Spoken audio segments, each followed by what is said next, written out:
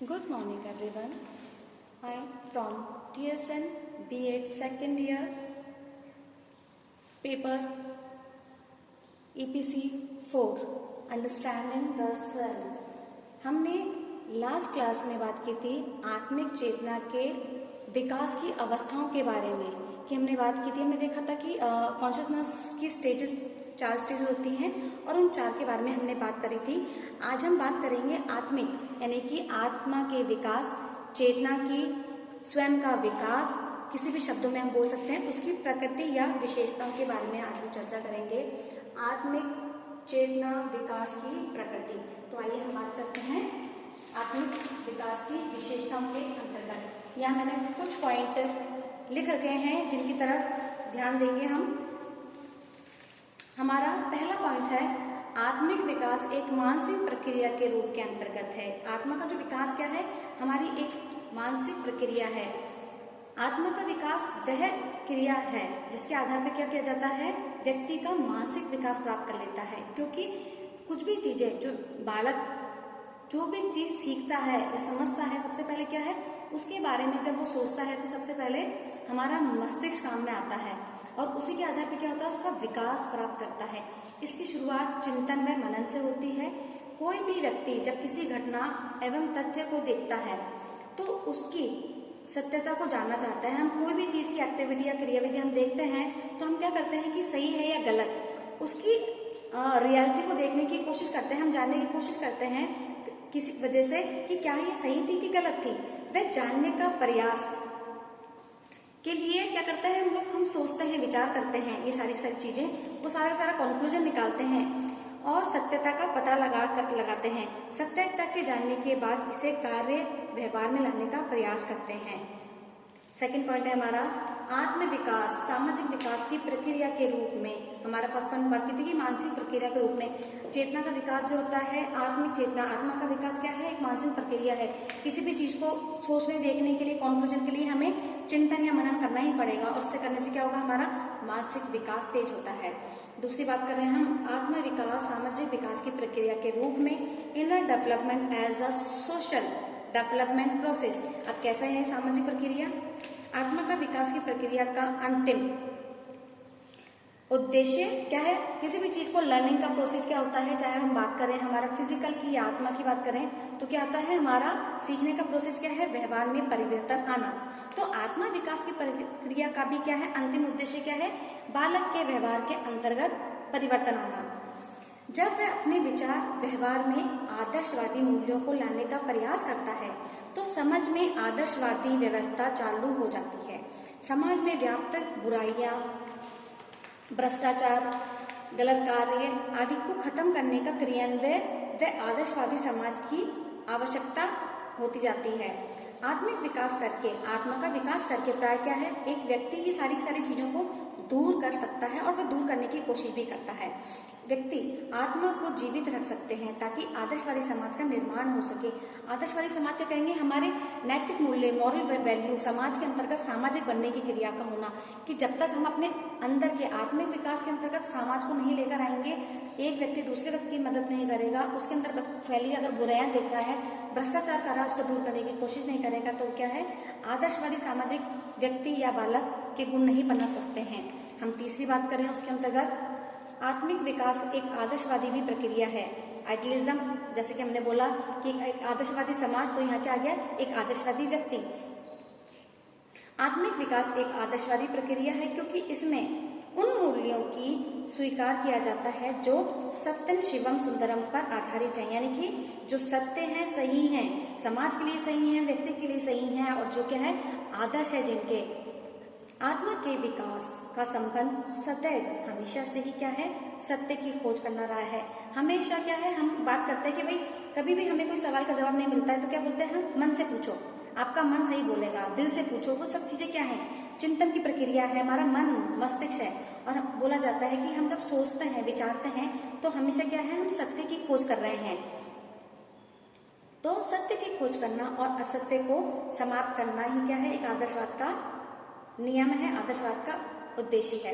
वह सांसारिक दृष्टि से उत्तम माने जाते हैं और समाज में विशेष स्थान प्राप्त होता है। उदाहरण के लिए स्वामी दयानंद सरस्वती और स्वामी विवेकानंद, ये ऐसा आइडियलिज्म है जिनको हम फॉलो करते हैं। क्यों? क्योंकि ये आदर्शवादी प्रोसेसर पर आदर्शवादी प्रक्रिया को प्राप्त करते हुए क्या करा इन लोगों ने, आदर्शवादी समाज, आदर्शवादी व्यक्ति का निर्माण किया है। हम बात करते हैं हमारे चौथे पॉइंट की। हमारा 4th पॉइंट है आत्म विकास एक आध्यात्मिक क्रिया के रूप में, स्पिरिचुअल, आध्यात्मिक। आत्म विकास का संबंध मनुष्य के उसके जीवन के उद्देश्यों से परिचित करवाना है और उसको आत्मा का ज्ञान देना है, जिससे क्या है, वह समाज में वह खुद की, वह समाज की छोटी छोटी बातों की, लड़ाई झगड़ों को रोक सके, स्वयं की, परिवार की, समाज की, देश की, राष्ट्र की। आत्मिक विकास की स्थिति में व्यक्ति का कार्य और व्यवहार दोनों पूर्णतः अनुवंशीय होता है। इसका पूर्ण संबंध व्यक्ति के आध्यात्मिक विकास से होता है, जिसमें अधिकांश क्या होता है, जिसमें अधिकतर क्या जा रहा है, अंधकार से प्रकाश की ओर, असत्य से सत्य की ओर जाता है। हमारा 5th पॉइंट हम देख रहे हैं आध्यात्मिक विकास की सत्य की खोज। हमने पहले भी बात करी है कि क्या है, सदैव आत्मा का विकास क्या है, सत्य की खोज करना है कि सही क्या है, इसका पता लगाना अपने मन में चिंतन करके।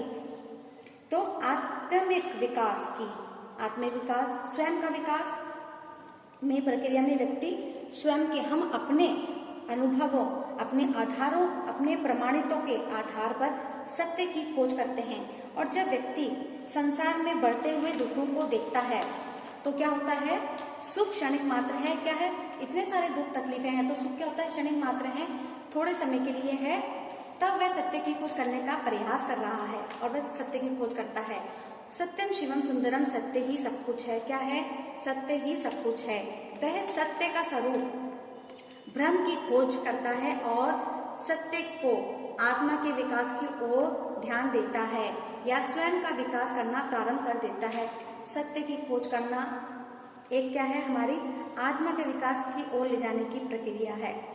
आध्यात्मिक विकास, आत्मिक विकास परिपूर्ण व्यक्ति को कभी भी सत्य के पद से गिराया नहीं जाता है। जो भी व्यक्ति सत्य के पद पे चलता है, सत्यम शिवम सुंदरम के नियमों का पालन करता है, वो क्या है, एक सत्यवादी, उसको उसके पद से कभी भी गिराया नहीं जाता है। आत्मिक विकास से परिपूर्ण व्यक्ति माना जाता है। हम अपने 6th पॉइंट की तरफ बात करें तो आत्मिक विकास एक दार्शनिक प्रक्रिया के रूप में, inner development as a philosophical process. आत्मा के विकास में व्यक्ति उस मार्ग को खोजने की कोशिश करता है जो क्या है, नियम व परंपरा की सत्यता व सार्थकता का ज्ञान प्राप्त लिए हुए है। सत्य व उसकी प्रमाणता की खोज करना, जैसे क्या है, उदाहरण के तौर पे हम बात करते हैं, सुकरात ने विषयगत ज्ञान के साथ ज्ञान की उपयोगिता व उसकी प्रमाणिकता, सत्यता पर भी विचार किया था। ये नहीं कि कोई विषयगत चीज के बारे में अध्ययन करना ही सब कुछ है, उसकी उपयोगिता, उसकी प्रमाणिकता कि वह उसकी सत्यता कहाँ तक सिद्ध है, उसकी सत्यता कितने प्रतिशत तक सिद्ध है, ये विचार करना भी क्या है, बहुत उचित है। इसके बिहाफ पर अगर हम ये चीजें नहीं करते हैं तो ये सारी चीजें क्या है, विषयगत ज्ञान क्या है, व्यर्थ है। जब तक उसकी उपयोगिता नहीं होगी तब तक वो क्या है, वेस्ट है। उसकी प्रमाणिकता नहीं है कि भाई ये सही है भी है कि गलत है, जो हम पढ़ रहे हैं तो भी क्या है, वह गलत है। अहिंसा, सत्य, मानववादी आदि आत्मिक विकास के मूल तत्व हैं। विभिन्न दार्शनिकों ने आत्मा विकास के आधार पर ही समाज के अनुकरणीय आदर्शों और मूल्यों को प्रस्तुत किया है। हम अपने 7वें पॉइंट पर आते हैं, आत्म विकास के नैतिक प्रक्रिया के रूप में, एज अ मॉरल प्रोसेस, कि भाई नैतिक प्रक्रिया के रूप में ये किस प्रकार है। आत्मा का जो विकास होता है उसकी क्रिया के अंतर्गत संबंध क्या है, नैतिकता का होना बहुत जरूरी है। उसके अंतर्गत नैतिक मूल्यों का होना बहुत जरूरी है। जब तक हम नैतिक मूल्यों के साथ में नहीं होंगे, जब तक वो मूल्य हमारे अंदर नहीं है, तब तक हम स्वयं का विकास नहीं कर सकते हैं। तो आत्मा का विकास हम कैसे कर सकते हैं। तो नैतिक मूल्य के ना होने पर क्या होगा, व्यक्ति क्या हो जाएगा, स्वार्थी हो जाएगा, छल कपट हो जाएगा, खुद की भलाई देखेगा, सामने वाले की भलाई नहीं देखेगा। तो इन सब का मिले हुए जुले का व्यक्ति, जब ऐसा व्यक्ति समाज के अंदर आएगा तो क्या होगा, वह कभी भी आत्मा का विकास खुद का तो कर ही नहीं सकता, ना ही समाज का विकास कर सकता है। तो सबसे पहले क्या है, नैतिक मूल्यों का होना जरूरी है। दूसरों की भलाई, धर्म का, दूसरों की बुराई दूर करना, सहयोग की भावना लिए हुए होना, निस्वार्थ की भावना, मानवता की भावना का होना, परोपकार की भावनाओं का लिए होना, इन सब के साथ में जब व्यक्ति अपनी क्रियाओं को संपन्न करता है तो क्या होता है, आत्मा की स्थिति में क्या होता है, उसके व्यक्ति के अंदर की पूर्ण नैतिक गुणों और पूर्ण नैतिक भावनाओं से परिपूर्ण होता है और उसका विकास होता है। आज हमने बात करी हमारे